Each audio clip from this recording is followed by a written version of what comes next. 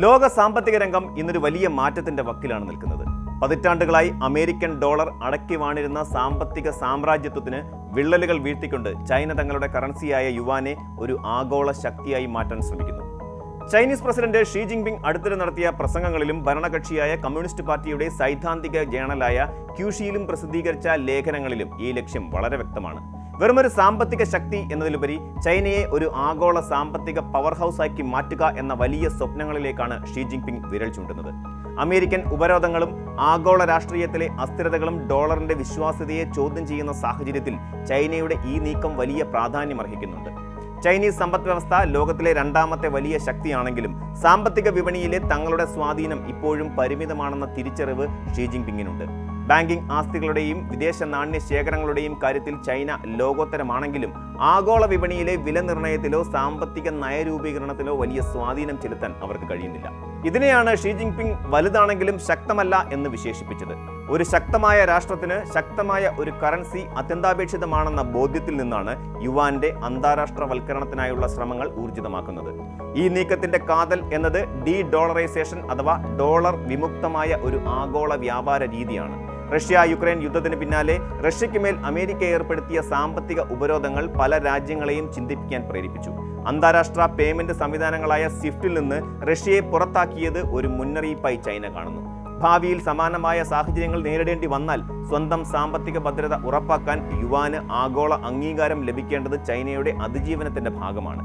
ഇതിനായി സ്വന്തം പേയ്മെന്റ് സംവിധാനമായ cross border Inter bank payment system China ശക്തിപ്പെടുത്തി വരികയാണ്. നിലവിൽ ഡോളർ അധിഷ്ഠിത സംവിധാനങ്ങളുമായി താരതമ്യം ചെയ്യുമ്പോൾ യുവാന്റെ ഇടപാടുകൾ കുറവാണെങ്കിലും അത് ക്രമാനുഗതമായി വർദ്ധിച്ചു വരുന്നത് ഗൗരവകരമായ മാറ്റമാണ്. ഒരു സാമ്പത്തിക പവർ ഹൗസ് എന്ന നിലയിലേക്ക് ഉയരാൻ ചൈന മുന്നോട്ട് വയ്ക്കുന്ന മാനദണ്ഡങ്ങൾ വളരെ കൃത്യമാണ്. ശക്തമായ സാമ്പത്തിക അടിത്തറ, സാങ്കേതിക തികവ്, ലോകം അംഗീകരിക്കുന്ന കറൻസി എന്നിവയാണ് ഇതിലെ തൂണുകൾ. ഒരു ശക്തമായ കേന്ദ്ര ബാങ്കും ലോകോത്തര നിലവാരമുള്ള ധനകാര്യ സ്ഥാപനങ്ങളും ഇതിന് പിന്തുണ നൽകണം. എന്നാൽ ഇതൊരു ഹ്രസ്വകാല പദ്ധതിയല്ല, മറിച്ച് ദീർഘകാലാടിസ്ഥാനത്തിൽ നടപ്പിലാക്കേണ്ട ഒന്നാണെന്ന് ഷീ ജിൻപിങ് ഓർമ്മിപ്പിക്കുന്നു. അന്താരാഷ്ട്ര വിപണിയിൽ ചൈനീസ് കറൻസിയിൽ കടപ്പത്രങ്ങൾ ഇറക്കുന്നതും ചൈനയുമായുള്ള വ്യാപാരങ്ങൾ യുവാനിൽ തീർപ്പാക്കുന്നതും വർദ്ധിച്ചു വരുന്നത് ഈ ദിശയിലേക്കുള്ള ശുഭസൂചനകളാണ്. വൻകിട നിക്ഷേപ ബാങ്കുകളുടെ അഭിപ്രായത്തിൽ യുവാന്റെ മൂല്യം ഇപ്പോഴും യഥാർത്ഥ വിപണി മൂല്യത്തെക്കാൾ താഴെയാണ് നിൽക്കുന്നത്. ഇത് നിക്ഷേപകർക്ക് ചൈനീസ് വിപണിയിലേക്ക് കടന്നു വരാനുള്ള വലിയൊരു സാധ്യതയാണ് തുറന്നു നൽകുന്നത്. ചൈനയുടെ ഈ വലിയ മാറ്റത്തിന് പിന്നിൽ ഡൊണാൾഡ് ട്രംപിന്റെ ഭരണകാലത്തെ അനുഭവ പാഠങ്ങളുമുണ്ട്. അമേരിക്ക ഏർപ്പെടുത്തിയ ഉയർന്ന തീരുവകൾ ചൈനീസ് കയറ്റുമതിയെ ബാധിക്കാതിരിക്കാൻ അന്ന് യുവാന്റെ മൂല്യം മനഃപൂർവ്വം താഴ്ത്തി നിർത്തേണ്ടി വന്നിരുന്നു. എന്നാൽ ഇന്ന് അത്തരമൊരു സാഹചര്യമല്ല ഉള്ളത്. ആഗോള വിപണിയിൽ ഡോളറിന് പകരമായി നിൽക്കാൻ യുവാന് സാധിക്കുമെന്ന് ലോകത്തെ ബോധ്യപ്പെടുത്താനാണ് ചൈനയുടെ ശ്രമം. സാമ്പത്തിക പ്രൊഫഷണലുകളുടെ ഒരു വലിയ നിരയെ തന്നെ ഇതിനായി ചൈന വാർത്തെടുക്കുന്നുണ്ട്. കൃത്യമായ നിയമ സംവിധാനവും സുതാര്യമായ നിയന്ത്രണങ്ങളും ഉണ്ടെങ്കിൽ മാത്രമേ വിദേശ മൂലധനത്തെ വലിയ തോതിൽ ആകർഷിക്കാൻ കഴിയൂ എന്ന് ഷീ ജിൻപിങ് തിരിച്ചറിയുന്നു. യുവാന്റെ വളർച്ച അമേരിക്കൻ ഡോളറിന്റെ അപ്രമാദിത്വത്തിന് വലിയ വെല്ലുവിളിയാണ് ഉയർത്തുന്നത്. ഇതിനകം തന്നെ പല ലാറ്റിൻ അമേരിക്കൻ രാജ്യങ്ങളും ആഫ്രിക്കൻ രാജ്യങ്ങളും തങ്ങളുടെ ചൈനീസ് വ്യാപാരത്തിനായി യുവാന്റെ സഹായം തേടി തുടങ്ങിയിട്ടുണ്ട്. ബ്രസീലും സൗദി അറേബ്യയും പോലെയുള്ള രാജ്യങ്ങൾ പോലും എണ്ണ ഇടപാടുകൾക്ക് യുവാന്റെ സാധ്യതകൾ പരിശോധിക്കുന്നത് അമേരിക്കയെ സംബന്ധിച്ചിടത്തോളം ആശങ്കയുണ്ടാക്കുന്ന കാര്യമാണ്. എന്നിരുന്നാലും ഡോളറിന്റെ ആഗോള സാന്നിധ്യവുമായി താരതമ്യം ചെയ്യുമ്പോൾ യുവാന് ഇനിയും ബഹുദൂരം സഞ്ചരിക്കാനുണ്ട്.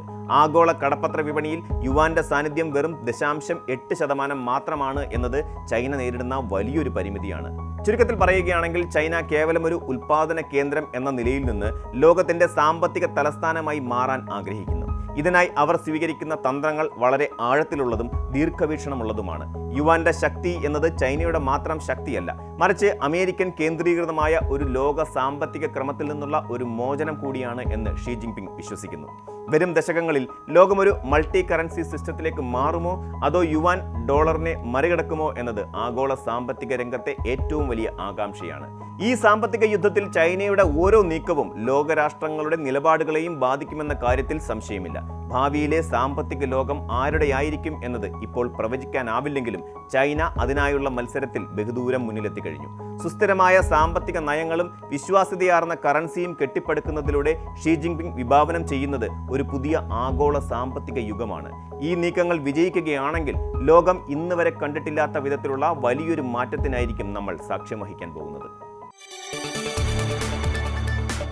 കൂടുതൽ വാർത്തകൾക്ക് news 18 Keralam YouTube channel subscribe ചെയ്യുക.